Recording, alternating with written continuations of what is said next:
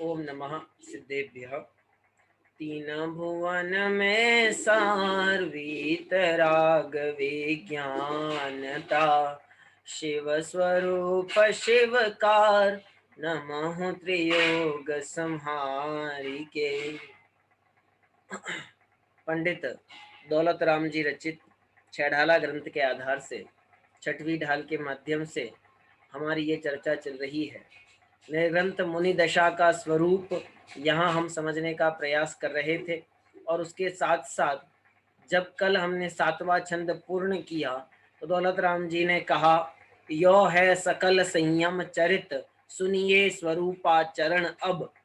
अर्थात इस प्रकार अब तक सकल चारित्र का वर्णन पूर्ण हुआ। चौथी ढाल के अंतिम छंदों में देश चारित्र का वर्णन आया है, और पांचवी ढाल में 12 भावना का, और छठवीं ढाल के प्रारंभ के छंदों में सकल चारित्र का वर्णन आता है। अब उसके बाद में जो चारित्र होता है उसका नाम है स्वरूपाचरण चारित्र। सकल चारित्र की स्थिति है छठा गुणस्थान, और स्वरूपाचरण चारित्र की स्थिति है 7वें से लगाकर 12वां गुणस्थान। देश चारित्र की स्थिति है 5वां गुणस्थान। उसके पहले तक चारित्र नहीं पाया जाता, यानी 1 से लगाकर चौथे गुणस्थान तक चारित्र का सद्भाव नहीं कहा गया है। 5वें गुणस्थान में देश चारित्र कहा गया, 6वें गुणस्थान में सकल चारित्र कहा गया, 7वें गुणस्थान से 12वें गुणस्थान तक स्वरूपाचरण चारित्र होता है, और 13वें गुणस्थान में जाकर के यथाख्यात चारित्र की प्राप्ति होती है। कई और नाम भी आप लोगों ने सुने होंगे, परिहार, विशुद्धि, सूक्ष्म सांपराय, छेदोपस्थापना, ये सब इन्हीं के भेदों में सम्मिलित हो जाते हैं। सकल चारित्र के अंदर ये सब जुड़ जाते हैं। हम मूल विषय की अगर चर्चा करें, देश चारित्र वो है जो श्रावक दशा में पाला जाता है। पंचम गुणस्थानवर्ती श्रावक के 12 व्रत वो देश व्रत कहलाते हैं, यानी कि वहां पर चारित्र अंश पने प्रकट हुआ है। फिर होता है सकल चारित्र, जहां जो त्यागने योग्य है वो सर्व वस्तुओं का त्याग किया जा चुका है। स्वरूप में रमणता अब पहले की अपेक्षा और ज्यादा बढ़ गई है, तो सकल चारित्र कहलाने लगता है। लेकिन अंतिम में जाकर के जब वह जीव बाह्य क्रियाओं से ज्यादा शुद्धोपयोग में रत रहता है, बाह्य शुभोपयोग के परिणामों से ज्यादा अपने उपयोग को अपने में लगाने का प्रयत्न करता है, तब उसके जो चारित्र पलता है उसका नाम है स्वरूपाचरण चारित्र।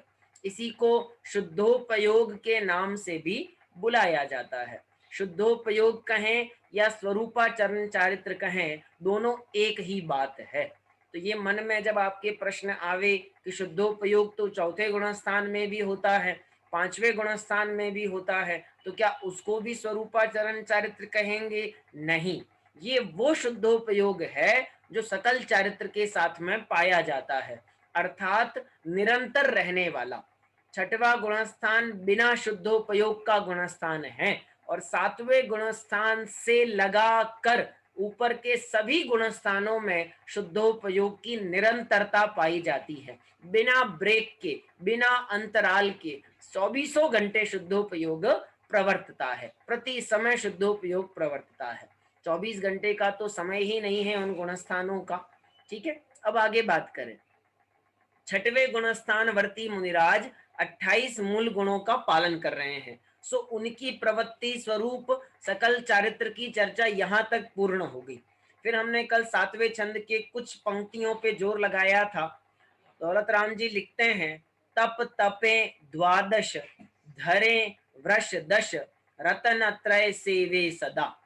12 तपों का धारण करते हैं, 10 धर्मों का धारण करते हैं, 12 तप पालते हैं, 10 धर्मों का धारण करते हैं। आपके मन में ये प्रश्न खड़ा हो सकता है, 12 तप और 10 धर्म ये आचार्य परमेष्ठी के मूल गुणों में शामिल किए गए, 36 मूल गुणों में। और हम चर्चा आचार्य परमेष्ठी की नहीं कर रहे हैं, हम चर्चा कर रहे हैं मुनिराज की, जो आचार्य भी हैं, उपाध्याय भी हैं और साधु भी हैं। तो क्या 10 धर्म केवल आचार्य परमेष्ठी के होते हैं? क्या 12 तपों का पालन केवल आचार्य परमेष्ठी करते हैं? नहीं, सामान्य पने से सभी मुनिराजों के 12 तपों का पालन और 10 धर्मों का धारण होता है, परंतु विशेष पने से आचार्य के होता है, इसलिए आचार्य के मूल गुणों में उनको शामिल किया गया। बिल्कुल इसी तरह अंतिम शब्द है रत्नत्रय सेवे सदा। तो रत्नत्रय का सेवन तो सब कर रहे हैं, लेकिन आचार्य परमेष्ठी के विशेष पने हैं, तो उसलिए वहां पर उनकी चर्चा कर सकते हैं। परंतु आचार्य, उपाध्याय और साधु तीनों के सामान्य स्वरूप में रत्नत्रय का सेवना कहा गया है, अर्थात तीनों निर्विकल्प स्वरूपाचरण की साधना करते हैं। तो छठवें गुणस्थान वर्ती चर्चा होने के बाद में अब सातवें गुणस्थान की चर्चा यहाँ से प्रारंभ होती है। बहुत कठिन विषय है, सरल नहीं है। अब तक जो विषय चला वो अलग जाति का था, अब जो विषय आ रहा है वो बिल्कुल अलग जाति का है। इसकी एक झलक दौलत राम जी ने सातवें छंद की अंतिम पंक्ति में कही थी। एक बार अपन सातवें छंद को पुनः देखते हैं, जहां मैं जो आपको बताना चाहता हूं। देखिए, सातवां छंद आपके सामने है, एक बार छंद पढ़ लेते हैं अपन। तप तपे द्वादश धरे वृष दश, रतन त्रय सेवे सदा। मुनि साथ मेवा एक विचरे, चहे नहीं भव सुख कदा। यो है सकल संयम चरित, सुनिए स्वरूपाचरण अब। जिस होत प्रकटे आपने निधि, मिटे पर की प्रवृत्ति सब। तप तपे द्वादश, 12 तपों को तपते हैं। धरे वृष दश, 10 धर्मों का धारण करते हैं। और रत्नात्रय की सेवा करते हैं, अर्थात रत्नात्रय का पालन करते हैं। मुनि किस प्रकार विहार करते हैं, तो 2 विकल्प दिए, साथ में व एक विचरे। या तो मुनिराज समूह में संघ में विचरण करते हैं अथवा एकाकी विहार करते हैं। लेकिन चाहे नहीं भव सुख कदा, चाहे जैसी परिस्थिति में मुनिराज होवें, वे भव सुख की वांछा कभी भी नहीं करते, अर्थात सांसारिक सुखों की वांछा से वे अपने को पूरी तरह दूर कर चुके हैं। फिर आगे चले तो उन्होंने कहा, यो है सकल संयम चरित्र। इस प्रकार सकल संयम चरित्र का वर्णन यहाँ पर पूर्ण हो जाता है। सुनिए स्वरूपाचरण अब स्वरूपाचरण चारित्र का वर्णन करते हैं। कैसा है स्वरूपाचरण चारित्र, तो सबसे सुंदर पंक्ति लिखते हैं, जिस होत प्रकटे आपनी निधि, और मिटे पर की प्रवृत्ति सब। जिसके होत होने पर, जिस स्वरूपाचरण चारित्र के होने पर प्रकटे आपनी निधि, जो अपनी निधि है, जो अपना निधान, अपनी शक्तियां, अपना गुण, अपने स्वभाव है, वो प्रकट होते हैं। और पर में जो प्रवृत्ति मेरी अनादि काल से पड़ी है, वो पर की प्रवृत्ति क्या हो जाती है, पूरी तरह मिट जाती है। छठवें गुणस्थान तक मिश्र धारा में काम चल रहा था, वैसे तो 10वें गुणस्थान तक चलेगा, परंतु छठवें गुणस्थान तक तो बाह्य क्रिया में भी दिख रहा था कि कभी शुद्धोपयोग में है, कभी शुभोपयोग में है। लेकिन जैसे ही सातवें गुणस्थान में आए तो अब 2 विकल्प नहीं रहे, शुभोपयोग और शुद्धोपयोग, वहां सिर्फ एक ही विकल्प रहा और उसका नाम था शुद्धोपयोग। तो यहाँ आचार्य देव के, यहाँ दौलत राम जी कहते हैं, मिटे पर की प्रवृत्ति सब, अर्थात अब तक जो पर में उपयोग लग रहा था, थोड़ा सा भी सही जो लग रहा था, वो उपयोग क्या हो गया, अब पूरी तरह वहां से हट जाता है। गुरुदेव की भाषा में कहें तो एक दृष्टि पर की ओर लगती है, एक दृष्टि अपनी ओर लगती है। जब उपयोग पर सन्मुख ना होकर स्व सन्मुख हो जाता है, उसका नाम है शुद्धोपयोग। और अच्छी भाषा में कहूं तो स्व समय और पर समय, जो पज्जय मूढ़ा है, पर्याय मूढ़ है, पर के अंदर उपयोग उन्होंने लगाया है, वे पर समय, और जिन्होंने अपने आत्मा को अंदर में ढूंढा है, वे स्व समय। और अच्छे शब्दों में दौलत राम जी की भाषा में कहें तो अंतरात्मा, जिन्होंने अपने आत्मा को अंतर में खोजा है, वे अंतरात्मा। वे अंतरात्मा कैसा स्वरूपाचरण चारित्र पालते हैं, उसकी चर्चा यहाँ से प्रारंभ करते हैं। ये चर्चा प्रारंभ करने से पहले एक सावधानी मैं आपको दे देता हूं। चारित्र का अर्थ हम समझते हैं कुछ करना, कुछ काम करना, लेकिन ये जो चारित्र हम पढ़ने जा रहे हैं, यहाँ कुछ भी नहीं करता हुआ जीव दिखाई देता है। यानी कि अभी जो हमने सकल संयम चारित्र पढ़ा था, मुनिराज के 28 मूल गुण, उनकी तो हमें प्रवृत्ति दिखती है कि मुनिराज 4 हाथ देकर चल रहे हैं, ऐसा आहार ले रहे हैं, ऐसी भाषा बोल रहे हैं, ये सब हमको दिख रहा है। लेकिन जो स्वरूपाचरण चारित्र है, इसकी प्रवृत्ति हमको रंच मात्र भी दिखाई नहीं देती है। हमें देखने में तो यही लगेगा कि मुनिराज एक आसन पर आंख बंद करके ध्यानस्थ होकर के बैठे हैं, परंतु ये स्वरूपाचरण चारित्र ऐसी ही दशा में होता है। हमको जब लगे कि उठा पटक करना ज्यादा काम का है कि चुपचाप बैठे रहना, यहाँ हम कहेंगे कि उठा पटक करने वालों का गुणस्थान निचला है और शांत रहने वालों का, ध्यानस्थ रहने वालों का गुणस्थान ऊंचा है। तो 7वें गुणस्थान से अब ना विहार है, न आहार है, न निहार है, केवल एक ध्यान की दशा चलती है। न उपदेश देना है, न सुनना है, न शास्त्र पढ़ना है, न पढ़ाना है, न कोई क्रिया नहीं बची बाह्य की, मिटे पर की प्रवृत्ति सब। तो फिर चारित्र क्यों कह रहे हो?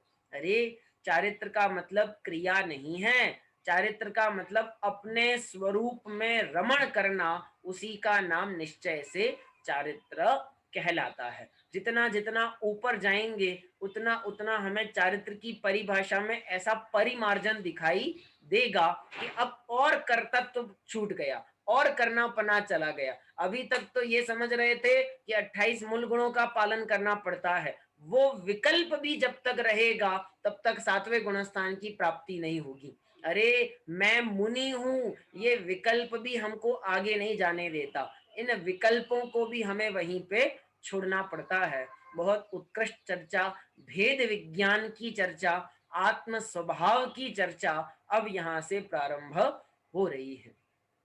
छैढाला ग्रंथ को लघु समय सार कहा जाता है।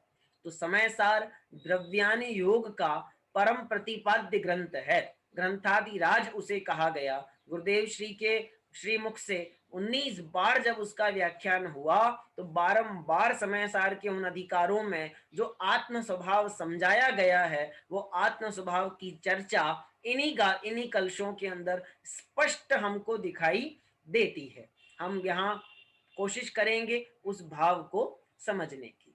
चलिए चलते हैं स्वरूपाचरण चारित्र की चर्चा की तरफ। 8वां छंद इसी छैढाला ग्रंथ का, 6वीं ढाल का पढ़ते हैं अपन आज। 8वें छंद की चर्चा प्रारंभ करते हैं। जिन परम पैनी सुबुधि छैनी, डारी अंतर भेदिया, वर्णादि अनुरागादिते निज भाव को न्यारा किया, निज माही निज के हेतु निज कर, आपको आपे गयो, गुण गुणी ज्ञाता ज्ञान गेय, मजार कछु भेदन रयो। बहुत सुंदर वर्णन है। अगर प्रवचन करना हो तो 1 2 3 4 कितने ही प्रवचन इस एक कलश के ऊपर किए जा सकते हैं, परंतु हम अपनी सीमा में ही चलेंगे। जिन परम पैनी सुबुधि छैनी, डारी अंतर भेदिया। भेदिया, भेदिया का मतलब टुकड़े कर दिया, अलग अलग कर दिया। किसको अलग अलग कर दिया? अंतर में अलग अलग कर दिया, ज्ञान में अलग अलग कर दिया, स्वभाव को अलग अलग समझ लिया। कर दिया का मतलब अलग अलग समझ लिया। क्या अलग अलग समझ लिया, कैसे समझ लिया? तो लिखा है सुबुद्धि छैनी, सुबुद्धि ज्ञान रूपी, सुबुद्धि का मतलब सम्यक ज्ञान रूपी छैनी।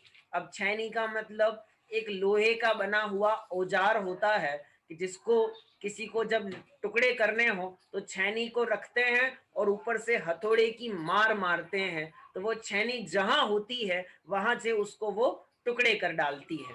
तो उस सुबुद्धि रूपी छेनी, कैसी छेनी, तो लिखा परम पैनी।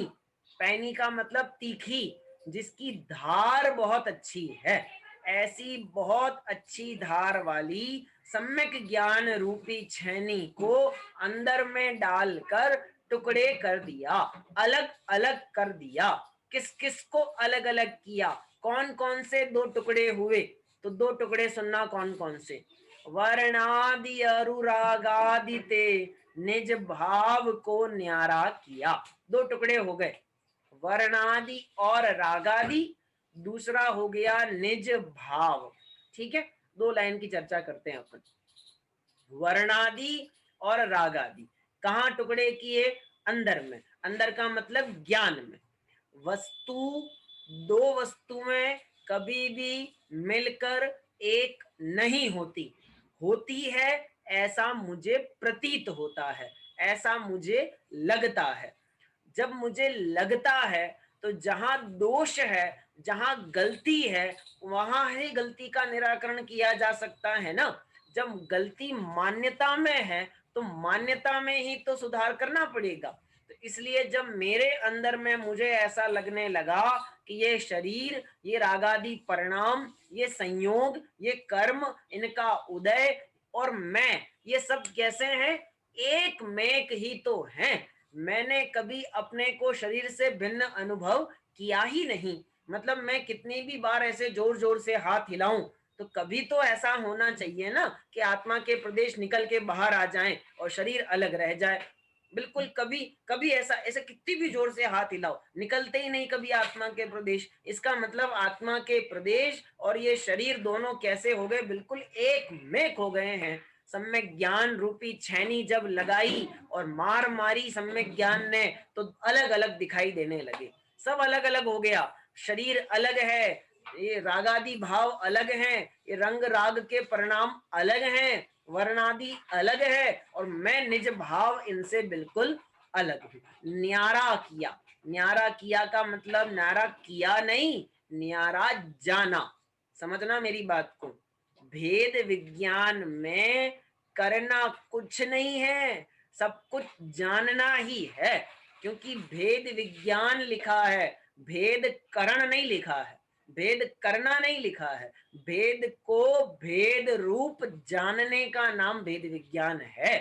आत्मा और देह दोनों अलग अलग हैं, इस भेद को जानने का नाम है भेद विज्ञान।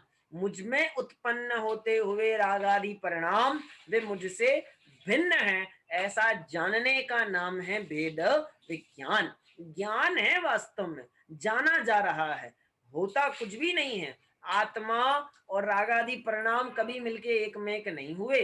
समय सार में तो बहुत बढ़िया दृष्टांत दिया गया है कि जैसे कोई व्यक्ति वो धोबी के वहां से दूसरे की चादर लेकर के आया और उसे अपनी मान के ओढ़ के सो रहा है। धोबी के वहां तो बहुत प्रकार के कपड़े आते हैं, तो बदल गया, इधर का कपड़ा उधर चला गया और जो मेरे पास आया मैं उसे बढ़िया ओढ़ के मस्त सो रहा था। लेकिन दूसरा व्यक्ति आता है और मेरी नींद में से मेरे ऊपर से चादर खींच के अलग करते हुए कहता है कि ये चादर तो मेरी है। तो मैं उससे लड़ता हूँ, काय के मेरी, मैं ओढ़ के सो रहा हूँ, मैं धोबी के वहां से लेके आया हूँ।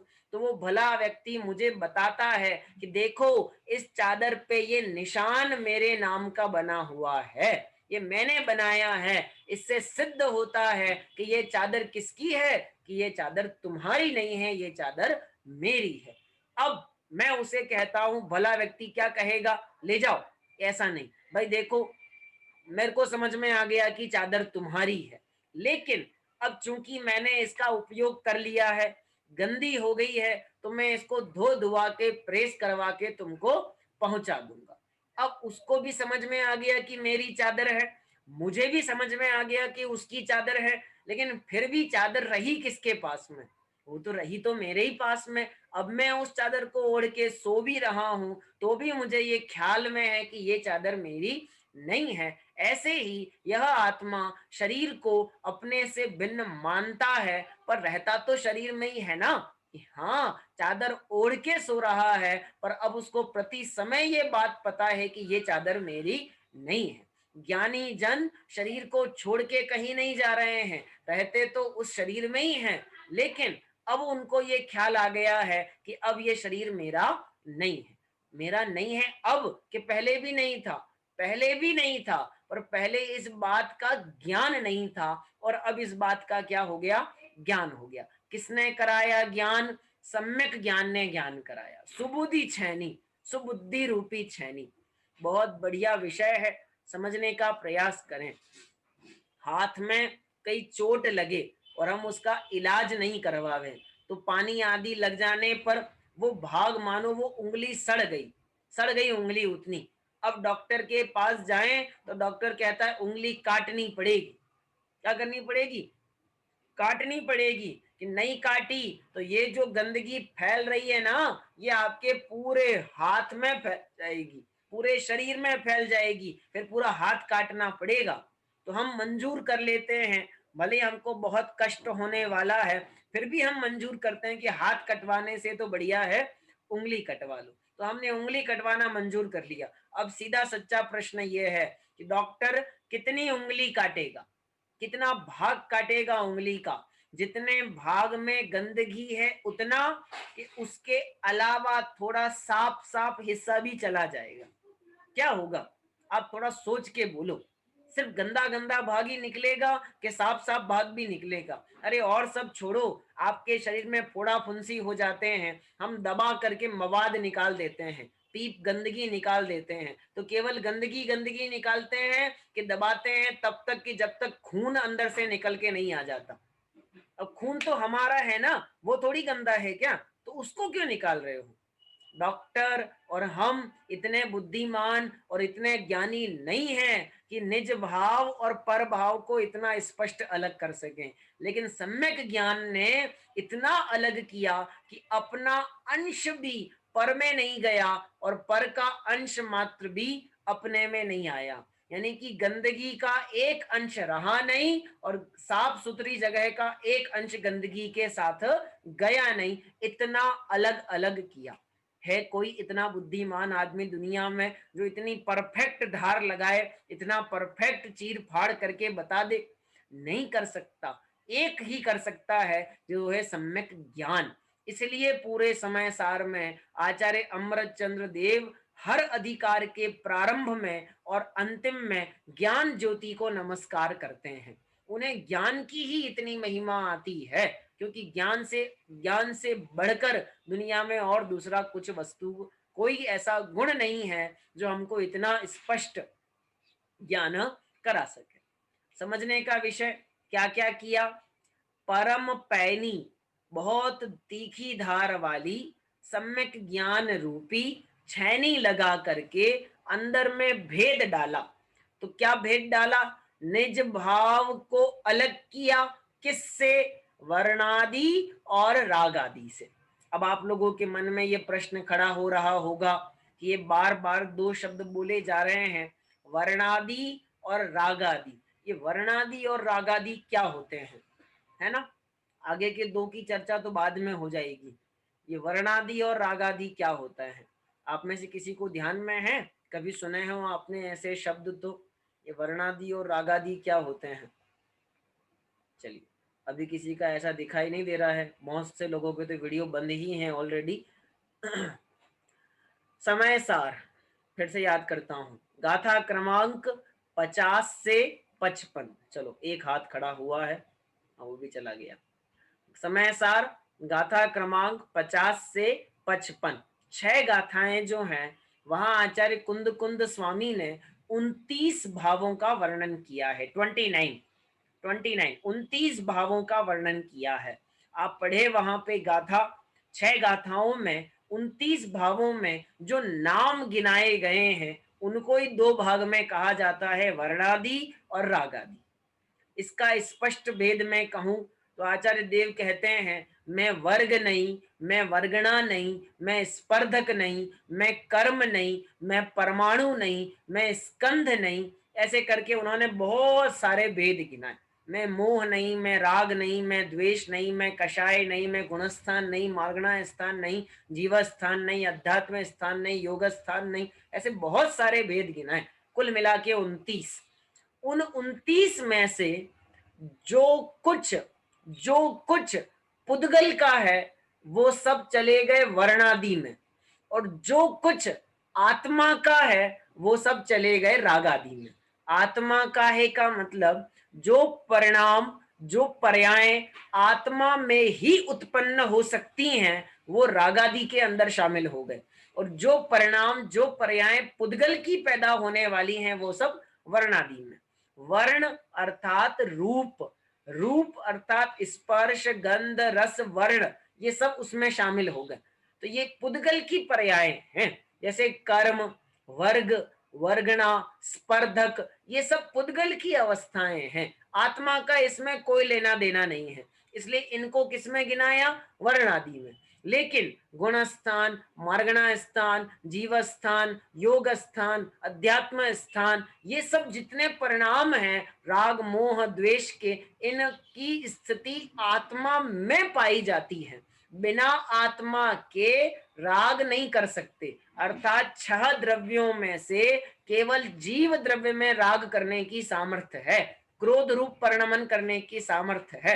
अन्य कोई द्रव्य, 5 द्रव्य, वो रागादि रूप परिणमन नहीं करते। लेकिन आत्मा राग करता है, परंतु राग आत्मा का स्वभाव नहीं है। स्वभाव क्यों नहीं है?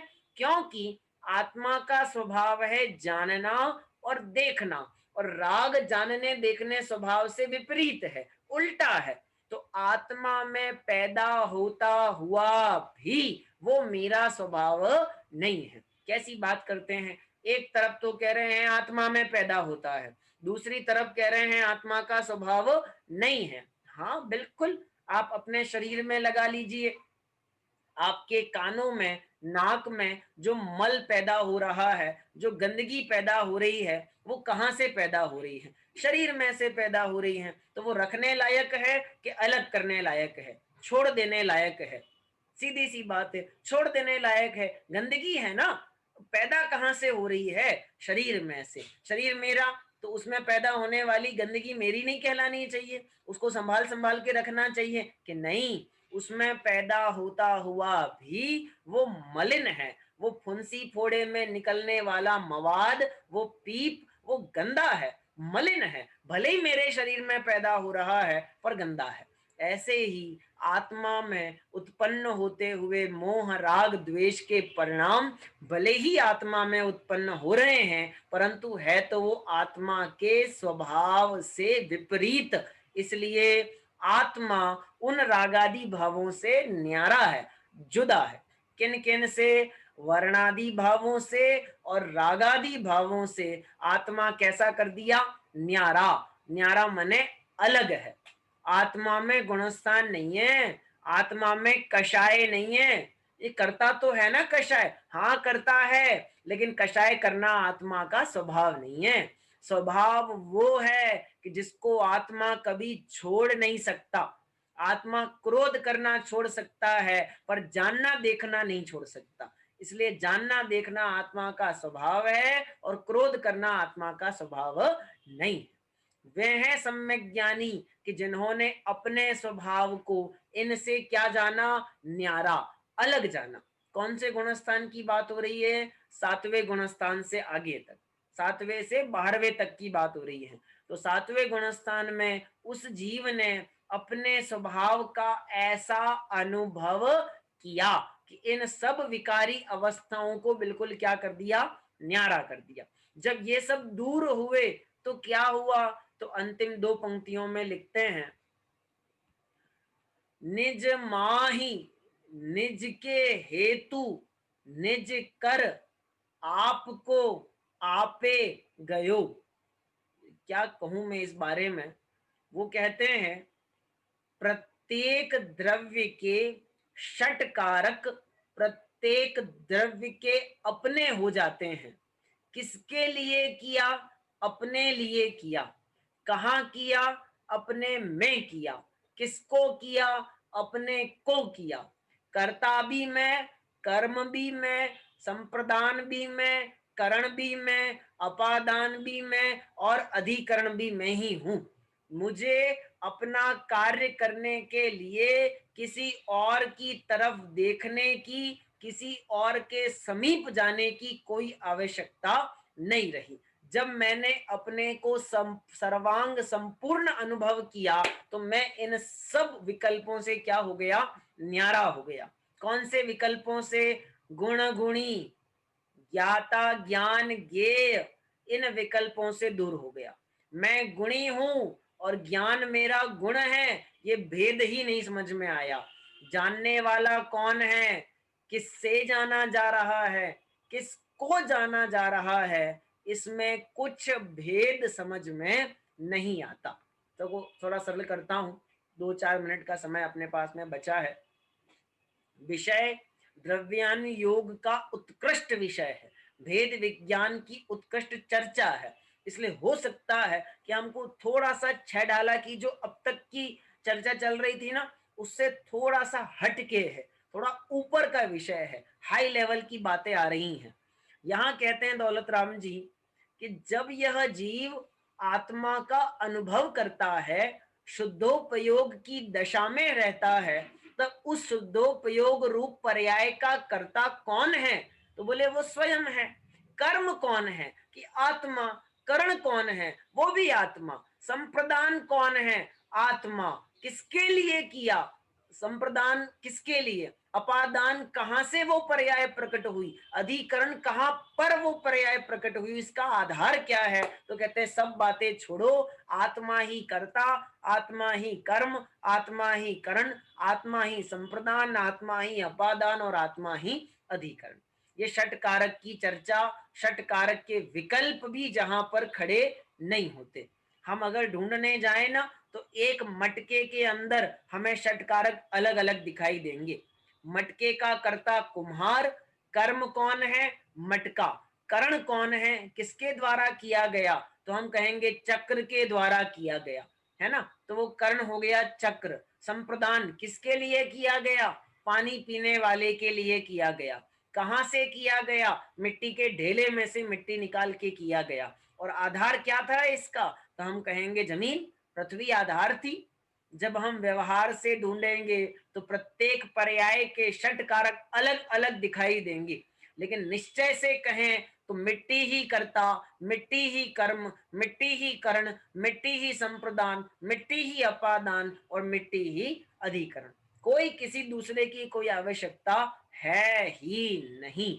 ये है जैन धर्म की स्वतंत्रता, ये है जैन धर्म की स्वाधीनता, जो प्रत्येक पर्याय के षट कारक प्रत्येक पर्याय के अपने में रहती है। सोचने की बात देखो क्या लिखा, जब यह जीव आत्मा की अनुभूति करता है तो मैं आत्मा और ये ज्ञान मेरा गुण, ऐसा भेद अनुभव में नहीं आता। मैं जानने वाला और ये मेरे जानने में आने वाला, मैं ज्ञाता और ये ज्ञेय, ऐसा भेद भी नहीं रहता। आत्मा ही जानने वाला, आत्मा ही जानने में आने वाला और आत्मा ही जानने का साधन, तीनों वही है। कोई भेद जहां समझ में नहीं आता। अभी मैं आपसे पूछूं आप कैसे देख रहे हो, तो आप सब एक बार में कह दोगे आंखों से देखते हैं। ये विकल्प तो बहुत दूर रहो, मैं ज्ञान से जान रहा हूं, इस विकल्प को भी वहां स्थान नहीं मिला। ये निर्विकल्प अनुभूति की दशा का वर्णन है। चूंकि हुई नहीं है इसलिए हमको लगता है कि ऐसा कैसे हो सकता है, कैसे हो सकता है। लेकिन आने वाले जो 2-3 छंद और हैं उसमें ये विषय और गंभीरता के साथ में दौलत राम जी समझाएंगे। अभी तो फिर भी सरल है, धीरे धीरे चर्चा और ज्यादा कठिन होती जाएगी। इतना समझने का प्रयास करिए कि जैसे जैसे शुद्धोपयोग बढ़ता जाता है वैसे वैसे मुक्ति की निकटता बढ़ती जाती है। श्रेणी मांडनी होगी, 13वें गुणस्थान में केवल ज्ञान की प्राप्ति करनी होगी और अंतिम में सिद्ध दशा। वहां तक शुद्धोपयोग की निरंतरता बनी रहती है। बहुत बढ़िया उत्कृष्ट चर्चा ये आ रही है।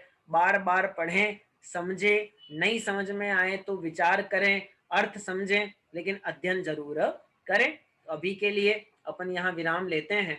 इसी विषय को थोड़ा और समझते हुए आगे की चर्चा अपन कल प्रारंभ करेंगे। अभी के लिए सबको जय जिनेन्द्र।